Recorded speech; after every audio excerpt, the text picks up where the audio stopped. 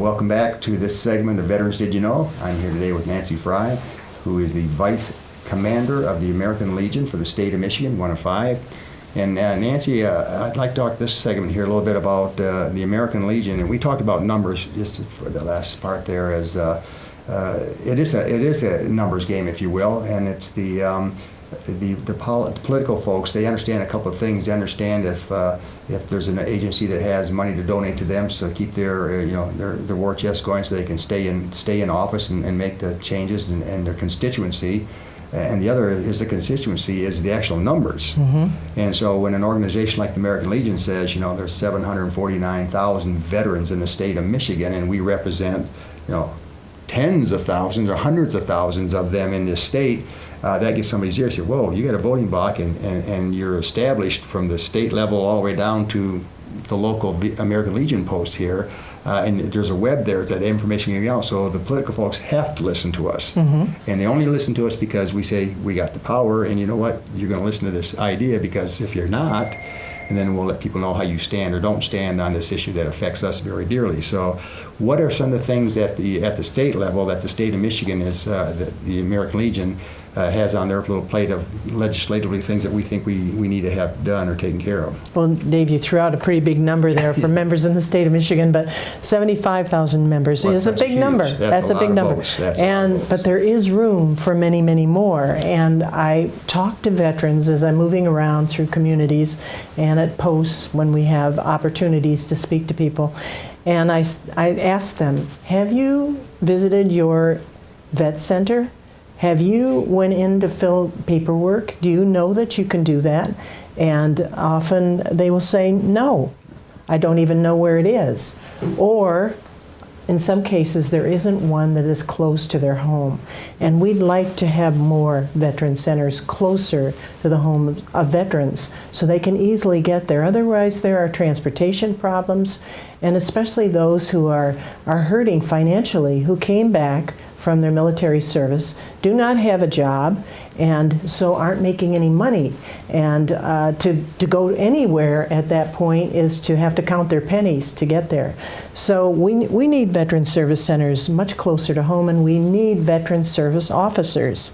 And we've had a problem with that, haven't we, Dave? Yeah, and people need to understand the veteran service officer is the individual who will file your claim. If you come back from the military and you have some sort of a disability or an ailment, as a result of your service, then the service officer, and they usually are represented by the American Legion, the DAV, the VFW, one of the major service organizations, will sit down with you and walk you through this mirage of paper that the government puts in front of you to file your claim. And it can be very daunting a lot of times if an individual tries to do it on their own. They say, holy mackerel, this is just way too much, because the government figures if one form is good, 10 is 10 times better, and that's what they throw at you. But these men and women, these service officers, are trained. They know how to write the claim up, what to look for, what documentation you're going to need so that the claim will go through. And the sad thing is now, if you filed a claim today, it's close to 9 months before you'll hear anything. So the catch-22 is we have an individual comes back from Afghanistan or Iraq, say, to Muskegon. They got some physical problems or some psychological problems from the military. They say, I need to file a claim because I'm not job ready, I'm not employable. And so they come down, they file a claim, we say, well, it'll be about 9 months before you hear anything. They say, well, how am I supposed to live for 9 months? And that's a good question. Yeah. How are they supposed to live for 9 months when they have that kind of a problem? And usually it's mom and dad. Yeah. They move back in with mom and dad, they'll take care of them, they tote the note. Or what is really sad is that many veterans are saying, I'm not going to say that I have a disability because that's going to hurt me on applying for a job maybe, or I don't have time to wait that 9 months.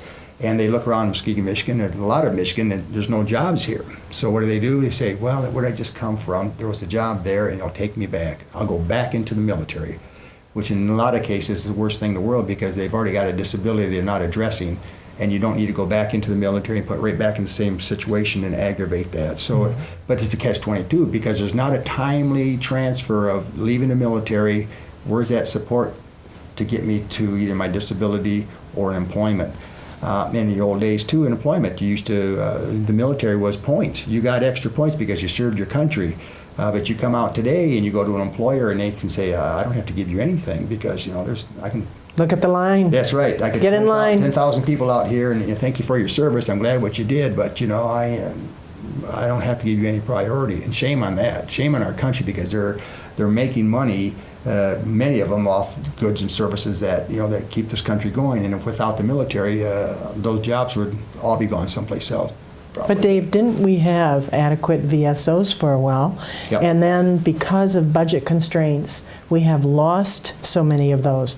So they have this huge amount of veterans that they're trying to serve and finding a very difficult time doing it. Yeah, I had the representative of the American Legion here every Monday and the Disabled Americans on Thursday, and they're maxed out. They have 15, 18 people a day when they walk here filing claims and doing information, and then they go to different locations. They're busy. And the state of Michigan, I was really astounded that a year or so ago when they cut 20% of the VSO's operating budget, which 20%. is astounding. 20% of it was gone. And so they laid all these men and women off. And these are the golden geese. These are the folks that turn around and file the claims that get the federal dollars that come back to that veteran, and they're spent in his own community.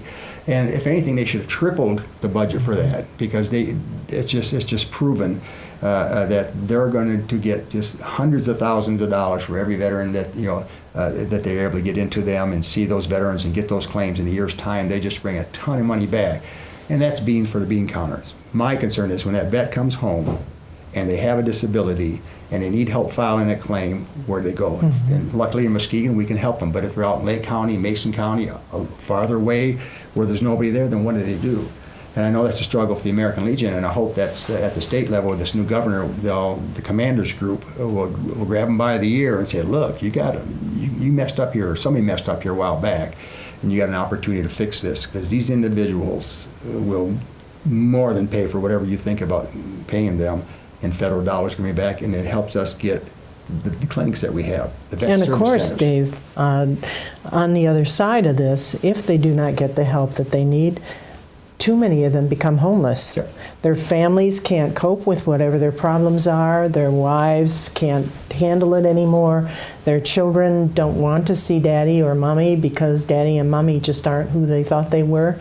And so the person is out on the street, no money, and they're moving around. And what were the numbers on the homeless? Veterans make up 12% of the population, but they make up 25% of the homeless population. How sad is that? You take a young man or a woman who we put in the military, they went overseas, they fought in the war for us, they come back from a war zone, and they find themselves without a job, without support, and they end up being homeless. And they were, a few months ago, in the front lines defending our very way of life, and they come home to the country that they were fighting for, and we find out that I'm living in the street, or I'm living in a shelter if I'm lucky enough, or I'm living in a car because that's all I have left. And for an individual to go from the high of putting your life on the line for your country to the low of coming home to your country and living in the streets. Well, I mean, there's just no way to balance that. There's just no way to balance that. And even if they weren't in a war zone, their other job may have had a lot of stress to it, or could have been other factors that we don't even know about. And they come home and have problems, and too many of them turn to alcohol or drugs to try to get through the day. To self-medicate. And then we have to deal with the alcoholism and the drug addiction. So if we can take care of that problem from the get-go, if we can at least have a VSO officer, a veteran service person, to sit down with them and start getting them the help that they need, the treatment that they need, it can make all the difference in the future, not only for the person who has served our country, but for their family that's involved in it, for their neighbors, for their church, for anyone who is trying to help them but can only do so much. And they were promised this care. That's the very sad part, is that they were promised that if they had problems that they could have some help. And that promise, unfortunately, too many times has been broken. Yeah. Or it's there, but you can't get there from here. That's true. If you want this treatment, you have to go away and say, well, if I don't have a job, I don't have a car, I don't have any gas, how am I going to get to Battle Creek or to Ann Arbor or even Grand Rapids sometimes to get that treatment on a regular basis? How am I going to do that? So they don't get it. And then you usually end up falling onto the local resources, local community mental health, or just showing up in the emergency room and they should be covered. They're service connected, they should be covered, but they haven't gone through the steps or had the opportunity to get that. And I think that's the sad part is many veterans don't realize it, or the pride won't let them. They won't admit that if I have a psychological problem, or I'm not going to ask anybody for anything because, you know, I'm a warrior. I did my job in the military, and I can make my own way. Well, sometimes, you know, everybody needs a helping hand. I don't care who you are. At some point in your life, you needed that little helping hand. And Dave, I was concerned because I had heard a veteran say they were worried about the confidentiality of visiting a VA clinic. I know, who can see my records? You know, are they out there for anyone to see? And you know more about that. Well, yeah, we had that thing where a while back a VA, someone took a laptop home and had inadvertently had all these Not here. numbers. No, not here. No, this was at the federal level. Yeah, it's very hard here. Matter of fact, your husband can't even find anything out from you unless you give him written permission, and it has to be, I mean, for Huey to even come and say, you know, it's Nancy's the doctor's appointment, they can't get that stuff. It's secured, it's a HIPAA, it's under control and security, you know, so it's not just out there. And I've had many veterans, you know, in the old days, and I'll tell you this, in the old days, it used to be the two places you didn't want to go was a county hospital or a VA hospital if you were sick, because they had the reputations of, well, that was the end of the line and it wasn't very good health care, whatever else. But today, the VA leads the world in the research on post-traumatic stress, on traumatic brain injuries, on prosthetic, on hearing, because we had, unfortunately, so many people to work with and treat them. So the VA is just, they got some of the top-notch medical any place you're going to find in the world. It's just being able to access them or get our veterans to where those centers are. So that's why these outpatient clinics are so important, that they're trying to get them geographically located so you don't have to go very far to at least get into the VA system medically and start your treatment, and then we can move you from there to where you need to be and stuff. So we're going to take a little break here, and we'll be back in just a few minutes.